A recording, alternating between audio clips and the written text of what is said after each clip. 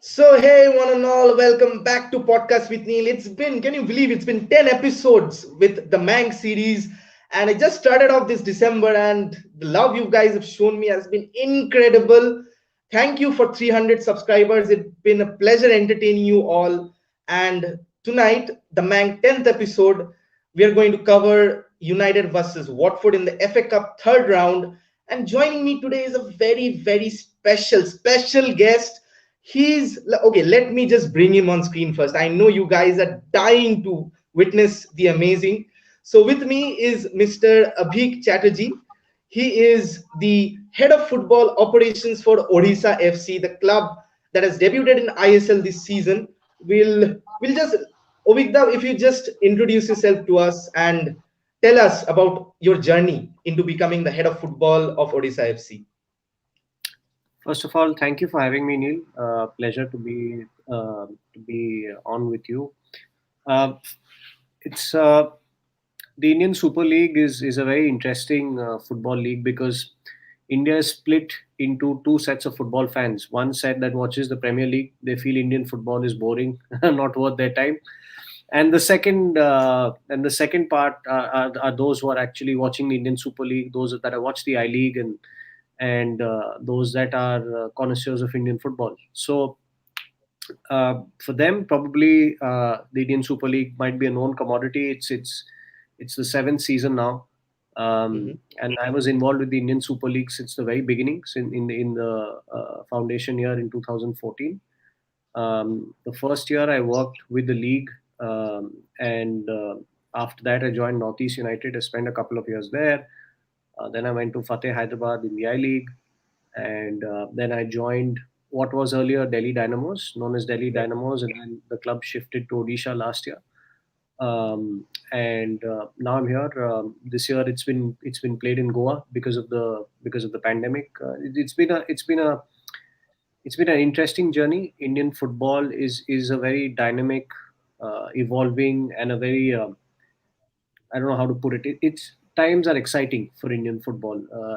There has been definite improvement in how the league is marketed, in the money that is spent by the different owners and by the sponsors who are investing in the league, and by the organizers of the league, which is FSDL, Football Sports Development Limited, that's run by Reliance, and Star Sports. So it's been exciting working in Indian football for now close to 7 to 8 years, and the future is bright, I believe, and definitely I think the other section of football fans in this country who probably think that Indian football is boring might, sooner or later join the bandwagon and begin supporting Indian football.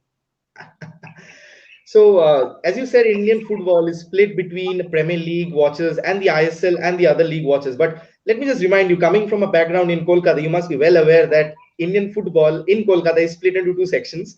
It is murderous, it is ravenous between East Bengal and Mohun Bagan fans. And I do ISL podcasts as well. So I'll hope one day, if you're free, you can join me. But we'll talk that in another segment. This is the Mank, which is building up to the United versus Watford FA Cup. But before that, I was just stalking you on Twitter, and I got a picture. I'm just bringing it on screen right now. So it was in your highlights of your best moments of 2020. Can I Yeah. just divulge us with the emotions that you were in this frame? I think this is from last year, and I remember that last year, because the club shifted from Delhi to Odisha, it was pretty tough for us logistically, because we had to, switch cities. The stadium wasn't ready. The home stadium wasn't ready then, and we had to play a few games in Pune. So we were basically backpacking all around the country, and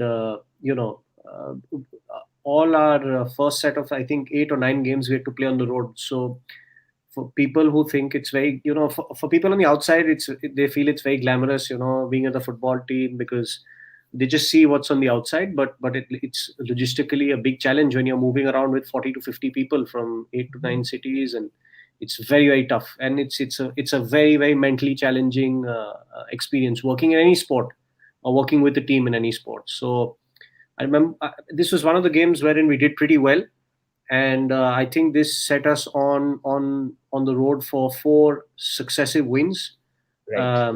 which in a competition like the ISL, where there are we're playing 20 odd games, and you have to qualify for the top four in 20 odd games. Winning four games in a row put us on a path that brought us very close to the semi-final spot. Unfortunately, we missed out, but that's why that's one of the highlights, because we went on a good run after this game.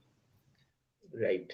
And Odisha FC is having a bit of a topsy-turvy season, but as Onkon, who thanks for joining in the stream, by the way, Onkon Mishra says that incredible win last match of Odisha FC. I'm a team, I'm a game. So thanks, Onkon, for joining in. A subscribe would be amazing. And Herbert actually said that I miss Delhi Dynamos. Heartbreaking to see them go out versus Kerala in the semis. It was one of our best team. That Obikda clearly highlighted on when he was talking about the transformation that happened between Odisha and Delhi, and the all over shenanigans that we have. But moving on to the actual topic of things, United actually were unlucky to not unlucky because four semi-finals Ole Gunnar Solskjaer has played has not ended in fruition for the red side of Manchester, and there is certainly a lapse in defense. So I'll talk about a defensive disaster class as the heading says. So I'll just highlight one shot from an earlier Manchester City game. I'm just bringing it on screen right now. So Vida, you can see there that this is a stance where this was before Bruno was signed. So you can see Mendy crossing that ball, the right flank that has been exposed too many times, the Leipzig goal, even the Gundogan offside goal that we'll come to later on. But see how much of a difference an Eric Bailly makes. Lindelof and Maguire and that certain third man in the defense is doing his job. Although the ball comes crossing and the transition of play happens that Luke Shaw clears the ball, do you think that Eric Bailly was actually very much missed in the semi-final? Well, there are two things to this, Neil. I think all of us, when we're watching games, we watch it as fans, and how we analyze the game is we sort of envision an ideal situation that can happen, and then we feel, why did it not happen? Because all of us want our team to win, and as you said, you've pointed out by there, you've pointed out there's certain things in this picture. When you work with a team, because what we do every day is video work, with the coaches, and we sort of analyze, you start looking at things very, very differently, and the first thing that you learn is you have to respect when an opposition does well, or when there is a good pass that happens. Or in this case, this is a thing that coaches keep telling all the wingers and fullbacks. It's a whipped ball across the box. It is very difficult for any defender who's running back towards his own goal to defend. So first of all, the merit has to go to the cross. It's not an easy ball to defend, and it's put into an area which is neither conducive for the goalkeeper to come out and claim, neither for a defender to go back and defend, because if he gets a touch, maybe it goes into his own goal. So what the important thing is the distances between the centre backs. Right. If the centre backs are compact, doesn't allow much of a gap for the opposition centre forward to come in. Because if you're a centre forward, every time you're told in training, go in and find the space between the two centre backs. That's where you go in and sort of get your opportunities. So for the centre backs, when you're dealing with crosses, it's very important that you're compact. You're not leaving any gaps in between, and the body position has to be half open. If you are facing the crosser with your back to goal, you won't know if somebody's come up behind you, and he might get a run. Yeah, so your body has to be half open. It has to be facing the crosser, and you should be able to look and see who's coming in on it. So there are so many dynamics that are involved, and I won't point at Bailly. It can be any defender. It can be Lindelof. It can be Bailly. And the goal that we conceded, first you have to win the first ball into the box. Always, it's key. And I think one of the City guys, he got a flick on. And once you get a flick on, you are almost taking two or three defenders out of the equation in the middle of the goal. Because the trajectory changes instantly. And in football, you have this term called POMO, which is called position of maximum opportunity, and that's the back post. If a player is making runs into the back post every single time, he can score 6 or 7 goals a season. And that's what City do. If you watch City's goals, there is always somebody in pomo, position of maximum opportunity. They're always following up at the back post for things like this. And Stones made the run. There's nobody at the back post. Even Odisha FC, last game, we scored a similar goal with Steven Taylor. Ball's put into the box. He's in pomo. He scores. So these are things which you have to credit City for. United didn't deal with the first ball. It took a couple of the defenders out of the equation, and then you have a player in pomo. So it's a mixture of, I won't say bad defending. They switched off and they were punished. So all credit to City there. Absolutely. So I know we as a viewer over here in front of our laptops and telescreens, so we have that much of a view, but your insight was very interesting to learn what actually happens on the training pitches over and over again. But on the where we were talking about the space between defenders, there's another slide that I have screenshotted from that similar game. Sorry, not this one. This one.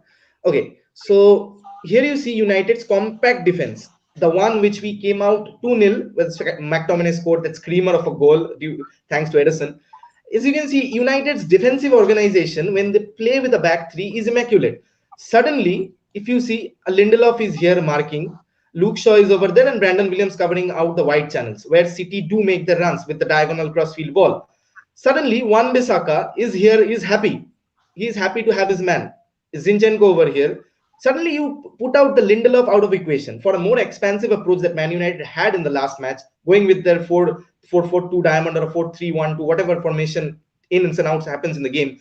Suddenly, Wan-Bissaka is dragged into this position. Your Maguires and your other centre back are in there, and Luke Shaw is suddenly, those wide channels are open again. And what Gundogan or a Rodri or even a Fernandinho does is whip them balls outside of the channels, outside of the fullbacks, because I remember Sterling and Phil Foden did not play inverted. They played as traditional wingers, whipping the balls in. And that caused a lot of problems for the United defense. So would you suggest, on a coach's perspective, on a perspective of one who has been around training sessions, who's been around with these kind of situations that happen in training, would you suggest that United are more comfortable with the three at the back, or should they persist longer with the four back formation and gradually work things out one by one? So again, it's a very interesting picture, and again, as I say, that a football perspective of this is completely different. When you see this picture, the first thing that you tell your defensive midfielder, which I think is Fred, who is closest to the midfielder who's right now about to cross the ball, whenever the midfielder has his head up, that's a warning sign for your entire defensive line to drop, right? Because when the head is up, he's able to pick your pass. So your entire back four has to drop a yard and not give space in behind, right? In order to avoid that, Fred, or in this manner, in this case, any sort, the player closest to the midfielder should not allow him to get his head up. He should go and close him down the moment he has the ball at his feet. Then, because the midfielder is looking down, he will be busy trying to protect the ball. His next pass will be to the person closest to him because he won't want to lose the ball. But the moment you give him time and space, and I won't blame Bruno. He's probably trying to cut the line of pass to the player behind him, but I think Fred should get there quicker. At this moment, when Gundogan has his head up and he's seeing the pass and he's seeing the run behind, you can already see.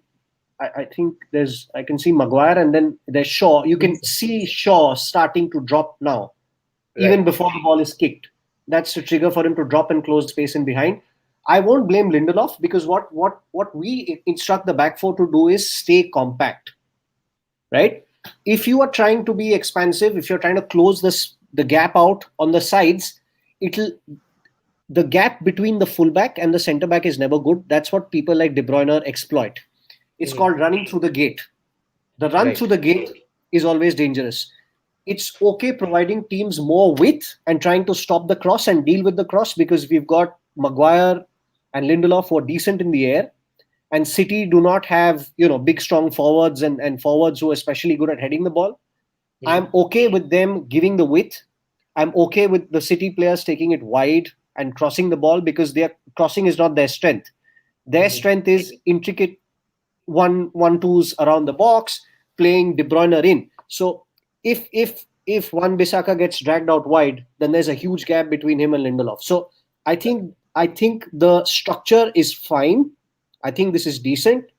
The thing I would have liked to seen is for Fred to close Gundogan down a bit quicker, and possibly for the back line to drop, because Shaw is already dropping, and if the line drops now, and I think you're able to deal with it. So not a lot wrong there. I think the mistake comes from the pressing midfielder, who should get in and probably close that pass out before he looks up and spots that pass. Right.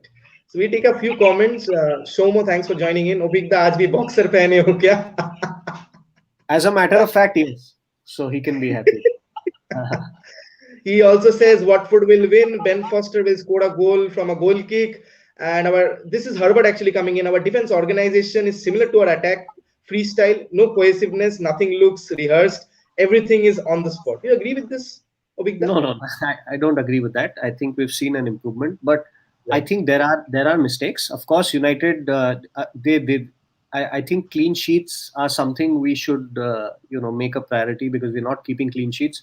And when you're not keeping clean sheets, it's not good to concede, because and in United, I've rectified that a bit. We were conceding first for, I think, a string of 5 or 6 away games, and then having to come back. It puts pressure, no matter how big you are as a team, whether you're United, whether you're Liverpool, whether you're Bayern Munich, doesn't matter. Conceding first or conceding is never good for the confidence of your backline and your goalkeepers. What I think, what I do think United need with all due respect to Bailly and Lindelof. I would have liked a better centre back to come in. But then the question is, how many of the centre backs out there in the world who you can get in would you classify as top centre backs? Not a lot who are free at the moment. Absolutely. So by I would think is the best pairing with Maguire. But you also Mhm. have to look at Bai's injury history, and that is something that the medical team conveys to the manager, that give rest him for a game, because he's so injury prone. So which is why we didn't see him against City. Mhm. So I know as fans, people say, why did X player not play, Y player not play? But behind the scenes, the medical team, they manage the loads of the players, especially when the player is injury prone, and they must be in Solskjaer's ear telling him, let's give him a rest. And he's maybe overexerted. He had 2 good games, and for Actually, someone who's he started 4 games on the trot, coming back from injury. started four games on the trot, and he had 2 very good games. The one against Aston Villa, and the one against the one before against Wolves. He had a decent game. So those games do take a lot out of you, because the Aston Villa game, was a very intensive game. So I'm sure the medical team must be in the manager's ear telling him to manage by his load. And the Carling Cup is not exactly the most important game in our calendar. So Right. I think I, I think those are the reasons maybe he didn't feature. So And one thing I would say that I even made a video on this that the people blame Solskjaer, but it's a testament that City coming off a 3-0 resounding victory against Chelsea and the 2 matches that we had against Aston Villa and Wolves were excruciating both physically and mentally because both were grinded out results. And that takes a toll. And people are actually disappointed on losing to a Centurion City side is a testament that how Man United have improved. And before going further, who's everyone who's watching right now? Okay, I'll just take another comment because uh, do you know Victor won an award for the ICC for best boxer wearer of the decade? He's a it's fun a guy. So no, it's a yeah, go it's on, a Victor. I had several memes being made on this. So yeah. Okay, Jibagda says that agree with Herbert when we pair Maguire and Lindelof, the defense seems to go completely haywire. For the City goal, I am still astounded how neither of the defenders attacked the ball in the box. You're correct, Jibagda, but what I feel is no, Maguire and Lindelof are the same kind of defenders. They commit the same mistakes, they cover the same position. Like they don't complement each other. They are the same kind of a ball playing defender, not a stopper center, not a stopper or a progressor partnership. What actually Bailly brings into the fact. But moreover, the central defensive pair is what we discussed right now. I'll just move on to another thing. Like there's a myth that Aaron Wan-Bissaka is not a good offensive fullback. Now, you remember the match when Aston Villa where Rashford played as out and out right winger, and suddenly Wan-Bissaka was in a situation where he could have crossed, he could have had ended up with 3 assists if Martial or Pogba didn't fudge up. I'll bring up the screenshot over here. You can see here how Rashford suddenly, whenever you see Wan-Bissaka on the ball, he is covered by the retreating winger, the central midfielder who's closest, covering the channels, the left back, whose primary job is to mark the winger or the lack of, because whenever Greenwood plays, he drifts inside. Dan James is a bit more of a squad player. But suddenly, when you have a 2v2 situation, probably a Jadon Sancho in there and Rashford off the left is what we would have all preferred. Suddenly, Wan-Bissaka gets into that space. Ovik, just highlight on the fact that there's this huge misconception on the part that Wan-Bissaka isn't a decent offensive fullback. Rather, it's a situation-based thing. Suddenly, one player comes in on the right side. Maybe Amad Diallo will feature, who knows how to utilize a fullback. And suddenly, we can see Wan-Bissaka being a deadly offensive fullback as well. I think the first, this is my personal point of view, of course, because football is so subjective. Everybody has different points of view, right? 100 different people can say 100 different things, and nobody and all 100 people can be correct. That's the beauty of the sport, Right. My opinion is that the terms offensive and defensive fullback are not terms that should be used. Fullback, Right. A fullback's first job is to defend, I feel. Right. For Right. all the praising that goes on for Trent Alexander-Arnold, he is pretty weak defensively, and I'm sure the Liverpool fans will agree. The main job that a fullback is supposed to do is defend first, right? After you are defensively solid, if you are good going forward, it's always a bonus in modern football, because modern football requires each and every position on the pitch to enable an attack in their own right. Even the goalkeeper now is used to generate an attack, break the first line, of if somebody's pressing you, break that first line, maybe play the ball into midfield. Goalkeepers who are good with their feet, or even fullbacks now, as we're seeing, they are becoming more of wing backs and less of a fullback. So if you're talking about wing backs, then of course, and Wan-Bissaka is not a wing back. He's an out and out proper right back. I feel he needs to mature both defensively and offensively both.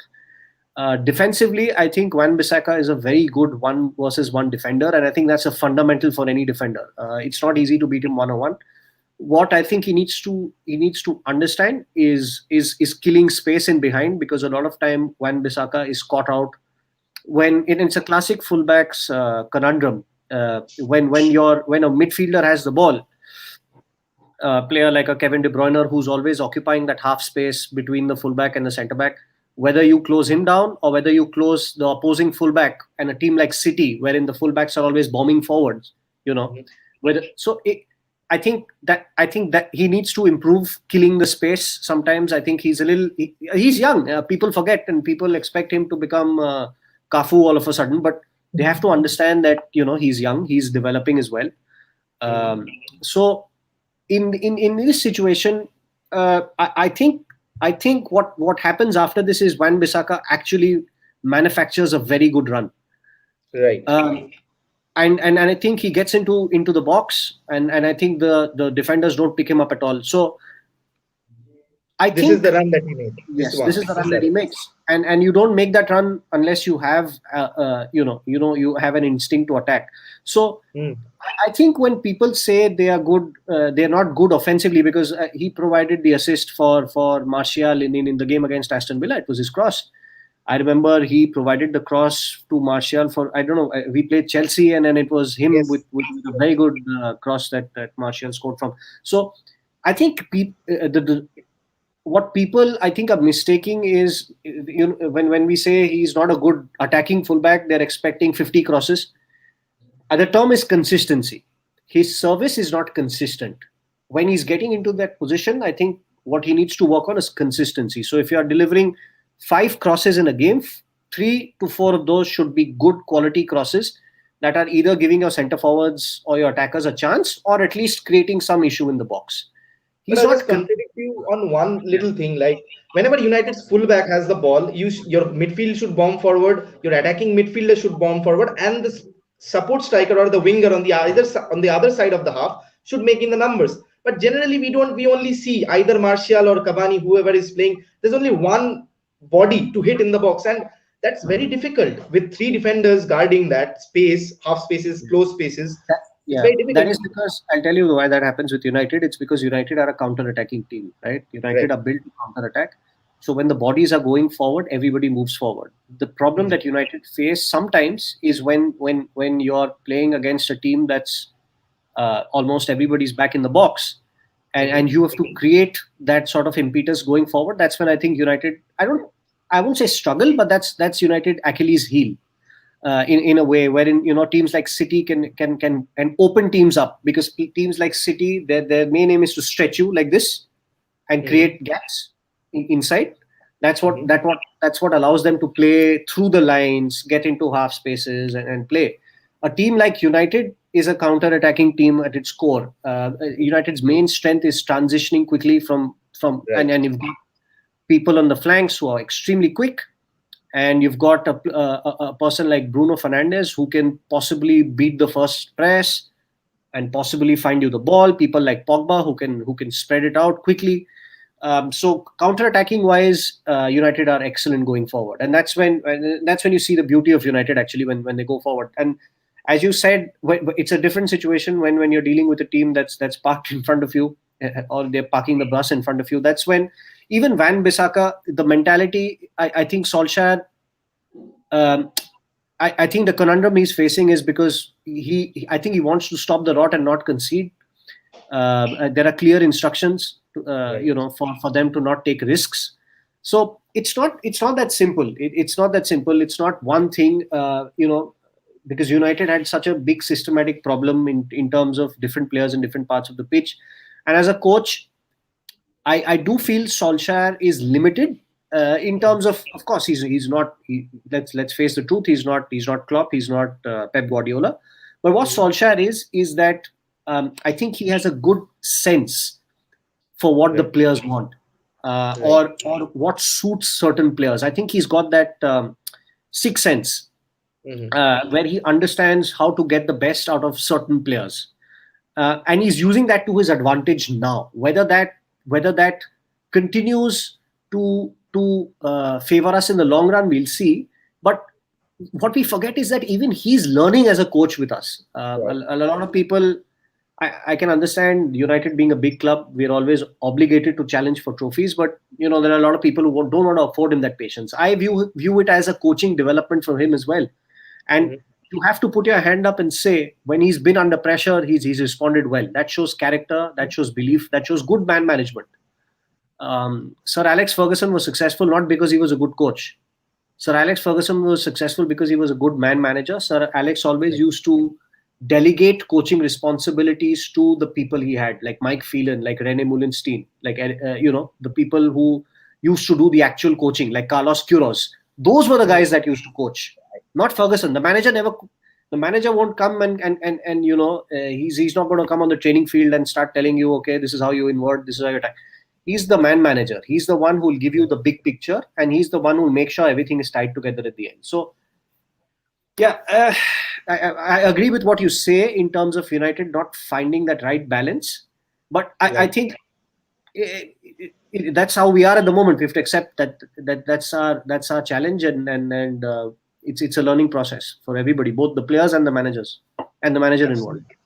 And how you spoke about how United man management has been spot on by Ole Gunnar Solskjaer. I just want to point something out. Remember the conundrum that broke out when Paul Pogba officially wanted to leave during the Jose Mourinho season, and there was a media outbreak. It was disaster. 2 years down, 2 or 3 years down the line, Paul Pogba still wants to leave publicly. But you see him smiling in games, see him performing better. I don't know if that's an audition. We'll take that out of context.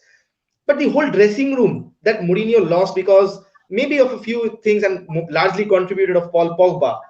And suddenly Paul Pogba maybe can stay, maybe he's fighting for a contract, things like that. We have seen that through Rooney into the 2012. Those are the things out of football in general. But the whole dressing room, even after a defeat like City, it was morale damaging, if I say the least. But the dressing room, the morale is still absolutely bang on, isn't it? Yeah, I think that's the disadvantage you have with big managers who've got a big reputation to protect, because they'll not bow down to you in terms of you Right. being a player. They'll not give you that, because Jose Mourinho is a superstar in his own right, and it's like having too many superstars in the same dressing room. So with Solskjaer, that sort of is good in a way that he does not. It's not him about him. It's about United. It's about the players. So he Right. can look at it from that perspective. He can give them that breathing space. I thought his man management of Pogba was very good. I think Mhm. Pogba was not fit to play because of because he was affected by COVID, and he came back, and that of course takes a lot out of a player. I thought his Right. management of Pogba was very good, something that people tend to gloss over and forget. And I remember Pogba being on the bench for so many games, being brought on, and he didn't pay heed to his stature, or the fact that Pogba is somebody who's United's record signing, and that's Right. primarily because of the fact that Solskjaer does not have that huge a reputation to protect. Right. He's not the topic of conversation. He's not the man. The newspapers are going to put on their back pages and sell. So I think that works for him in that way. It works because he's young. It works because the expectations from him are not the expectations you'll have from people like Jose Mourinho, right? You would want Jose Mourinho to take United to become to win every competition they are a part of. So I think that's helped him as well in a way. Absolutely. Absolutely. And what has helped him the most is none other than Bruno Fernandes. And people often say that Bruno had a very quiet game against City, but I'd say that I did it in the analysis video as well. But before we move on any further, those of you who are just joined in right now, hit the subscribe button. Just hit 300 subscribers, and I want to move to 400 and support your local lads as much as possible. Let's see. I have a dream to do something about football, and hopefully, if I stick to this, maybe someday, you never know. So going back to the Magnifico topic.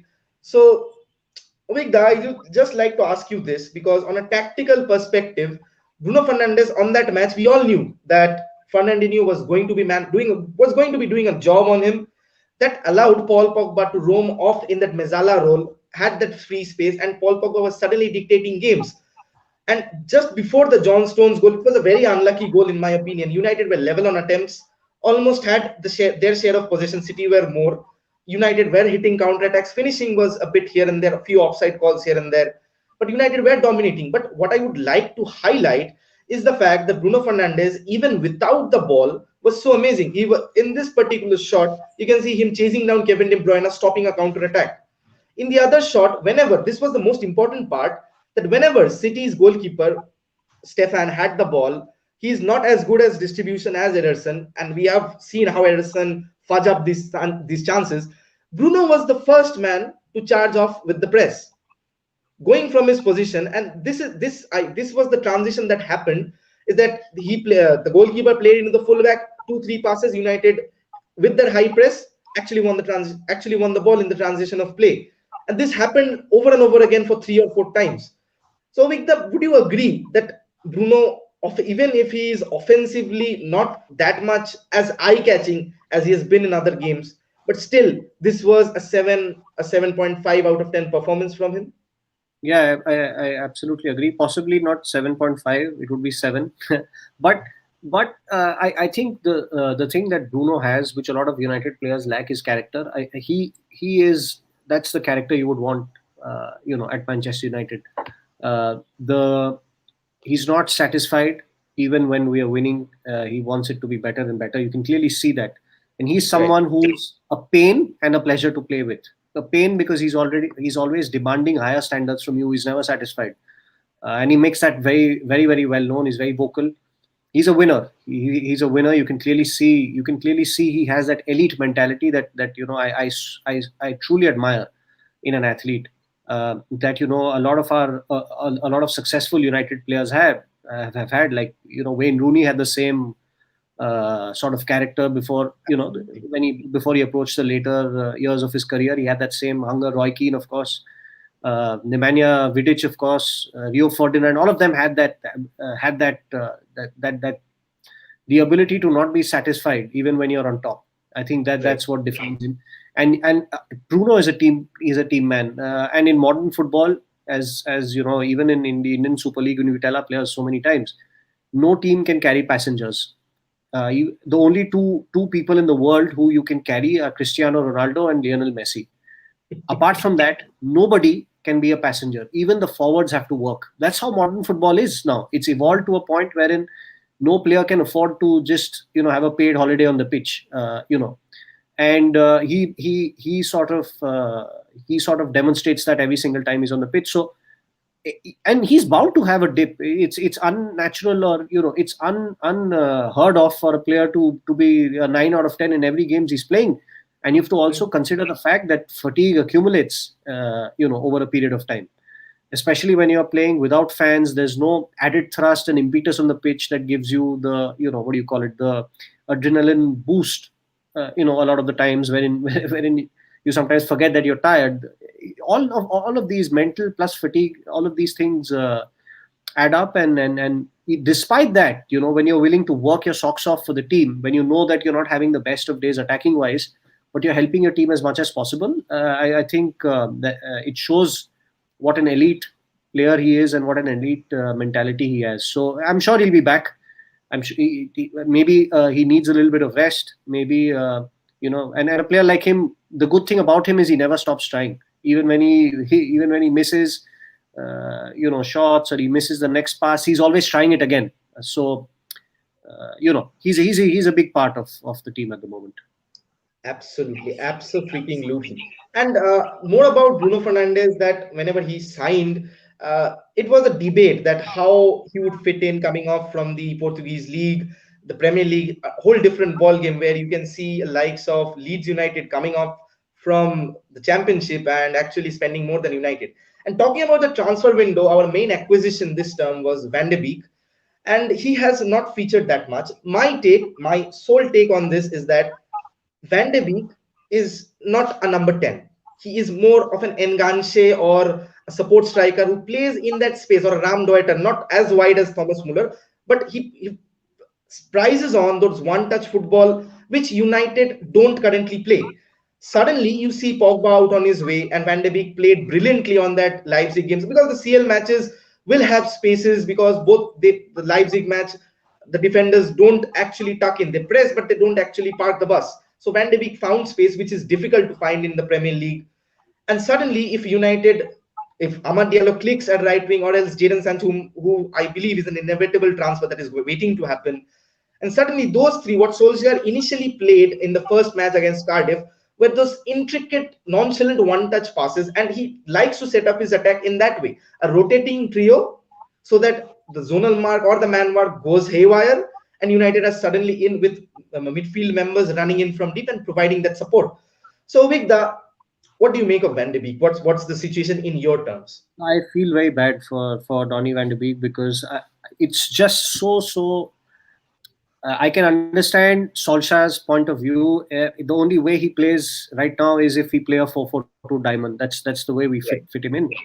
And I know in every game, Solskjaer is so tempted to consider the fact that United are a team, when we are counter-attacking, if there is a offensive transition, if we lose the ball, I think he prefers having two deep-lying midfielders to sort of screen the back four, and which is why he, you'll find Scott McTominay and Fred starting so many games. He wants those bodies in behind. Now, whether it suits us, we were joint tops, so you have to say at least up to now, it's worked, right? But it's Right. such a big loss, because I'm a big fan of Donny Van de Beek and his football, and his type of players are so rare to find. He, I, it's almost like I really want to see him play, but then I can sort of understand why Solskjaer is not playing him. It's such a what do you call it, sad situation. I'll not be surprised if he's on the move. Um, but it would be a situation wherein I remember Kagawa coming into United, and it was sort of the same thing, wherein you had such a gifted player who thrives on finding pockets of space, who is so who's such a big proponent of intricate play, and then we lost him, and then we lost Henrik Mkhitaryan, and I'm and, both those the examples I gave you are not boding well for him.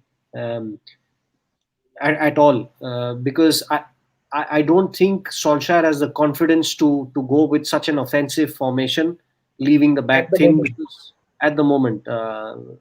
But he's such a good player to watch, and he offers his own threat. His movement off the ball is so good to watch, Yes. because I always admire players who, we always tell players that before a ball is passed to somebody, you should give him at least two options to play besides the one he's playing to. And if you see Donny van de Beek playing, his off the ball movement is so good. Maybe, I don't know, maybe his physicality for the Premier League is also something that forces Solskjaer to play with McTominay and Fred, because the Premier League is not, as you said, European football. It's much more. It's 100 miles an hour. You need to be physically strong as well. A lot of things, but it's a I, it's not a situation I'm comfortable about at the moment. So Herbert says that Oli actually never wanted Donny. He wanted Grealish. We got Donny because of Van der Sar. Else he was going to Madrid before lockdown. That Donny even has been public about that he had an agreement with Madrid. But how do you make of the Grealish situation? Because Grealish has already turned 25, has signed a 5-year extension with Aston Villa.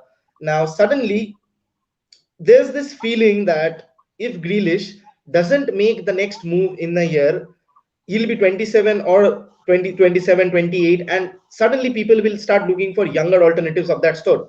And like just like a Wilfred Zaha got stuck, if I say with all due respect to Crystal Palace, and he's been wonderful over there. Do you see Grealish just fading off, or do you think he's definitely on the move next season?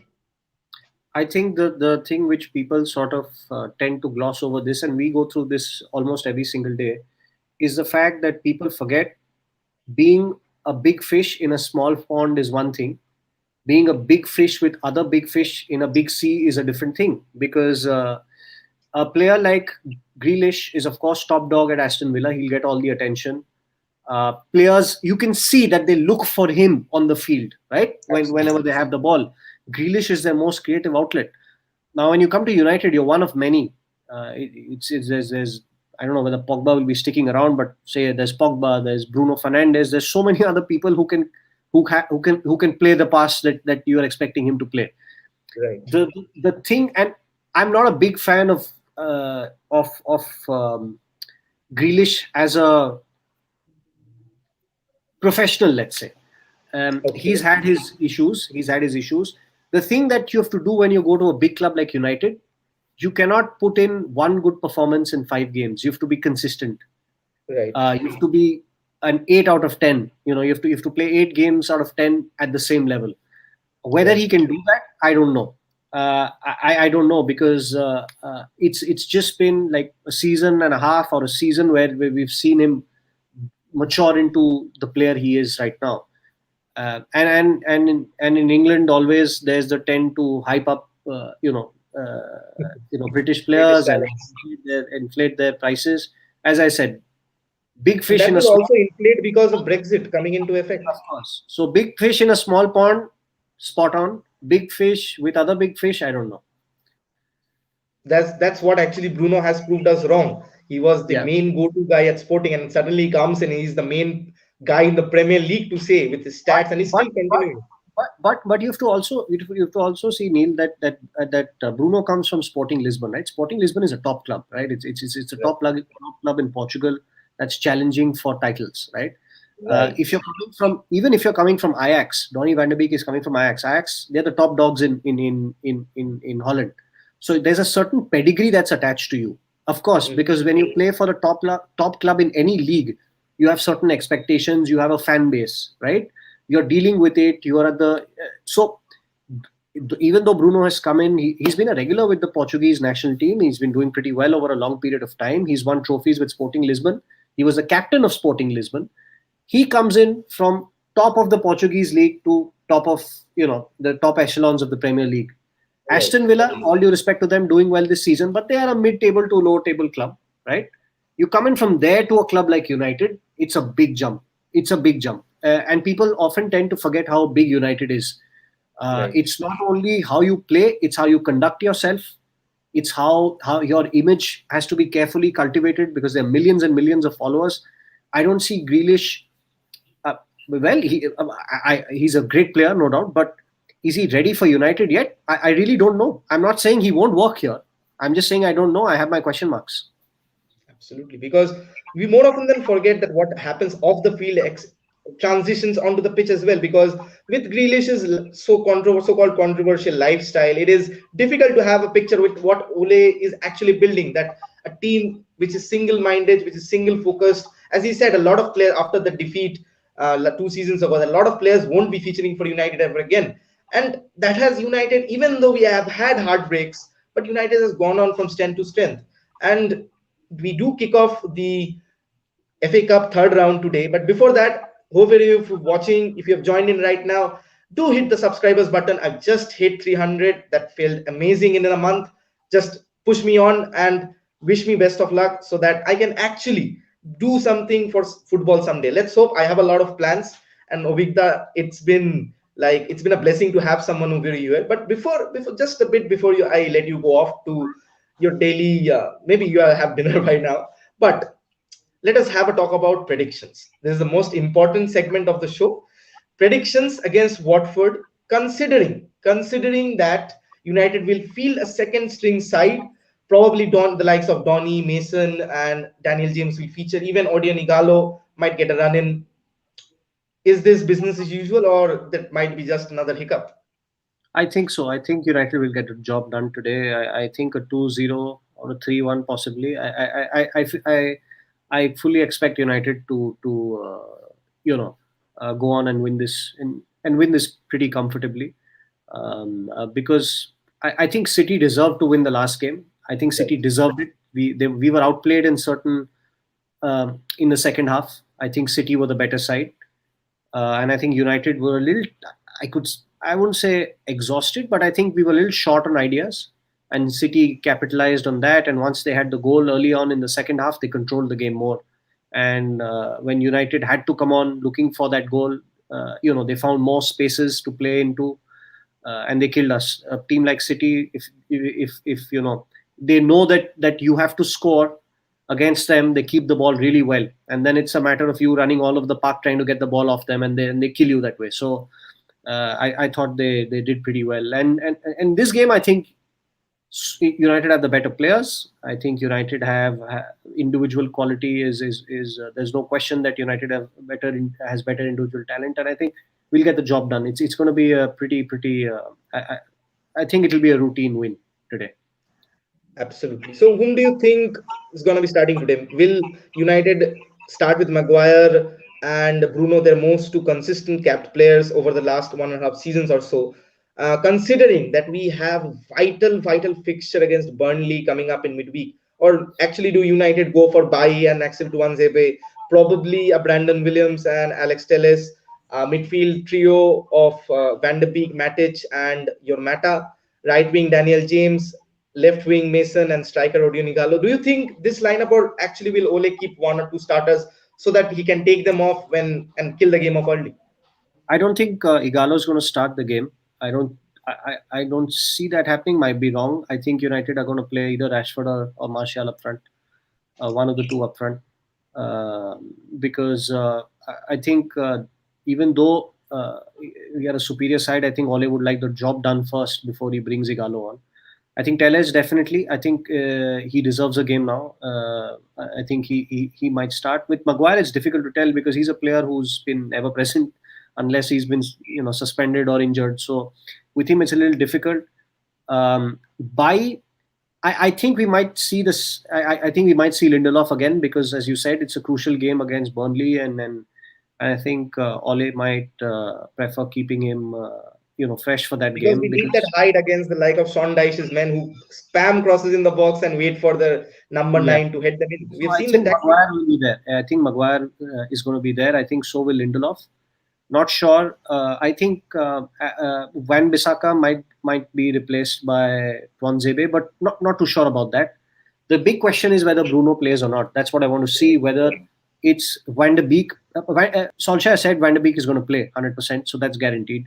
So if it's Whether in midfield or Mata plays at the number 10. yes, I think at the end of the day, though you've got two energetic, midfielders in Fred and McTominay, I think Matic is our best holding midfielder. It's just the quality that he provides on the ball there, and I think he's going to play sooner rather than later, either Burnley or Liverpool. So maybe it's good to give him some minutes before those two games.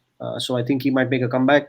This is the sort of game you bring a player like Mata into, someone who can Pick the pick a passes pass, in the someone who has deep time on block. the ball. So I'm expecting quite a few changes in this game. I'm expecting at least 4 or 5 changes in this game, simply because I think with the games that are coming up, I think some of the key players might be given a rest.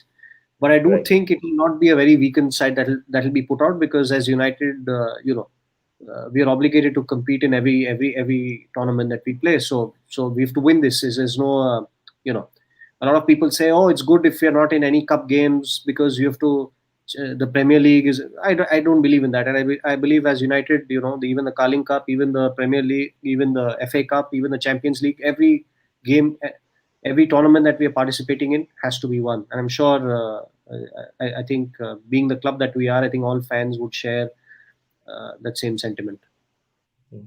Rupjit Das says Watford will win. I doubt that. I doubt that very much. So okay, thanks a lot, Ovikda, for giving your precious time to. And it's been like a thrill to having someone of your stature talk about football, talk about things in football where we did not have an eye on. I previously did podcasts with Shobik Ghosh and Abhishek Das, former players of East Bengal and Mohun Bagan, and they given an entirely different perspective, and it was much more of a tactical vibe having you on board who supervises these kind of transitions or these kind of day in day out happenings in and around the pitch. So thank you for joining us, and it's been absolutely a pleasure. Hope we'll see you in the Liverpool. If you're free for the Liverpool match, can we book you a slot? It's on the 17th, right? Right, If we'll do a if pre-match. yeah, if we are not playing anytime soon, then I think it'll be fine. Absolutely. So that's a big up, a huge W. So whoever you're watching, leave a like and a subscribe, and hopefully this channel touches 400, and then we can make over to the 1K mark, and we'll go on from there. So thank you, Avikda. Thank you so much for your time. Let's hope it's a routine job and there aren't too much struggles, because Burnley is a crucial game waiting. So we'll see you Thank you soon. so Bye much. bye. Thank you so much for having me, Neil. And I must say, I really appreciate your enthusiasm. You're doing a great job, and I hope this works out for you. Thank you. Thank you. Means a lot coming from someone of your stature. Absolutely. So we bid Ovikta goodbye for now. And more coming on to the match, as if we say that Watford is going to be routine, as Ovikta said, with his expertise and experience being someone as good as a head of operations for Odisha FC. It's charming that we are be able to have sunk a stature of his presence on this channel, and probably United will give a routine job. Probably we'll see Van de Beek and Mata and Matic play that midfield, and we'll see a lot of goals if United are on song, and we'll expect a response. So that was pretty much about it. Let's curtail the show over here. This is your boy Neil. This is Netflix Football. I'll have the PL Weekly. I have plans to do a La Liga podcast as well. I'll come back with the ISL podcast. I've been a bit busy lately. So do bear with me. We'll see you very, very soon. Hope for a good game tonight. GGMU. Bye for now.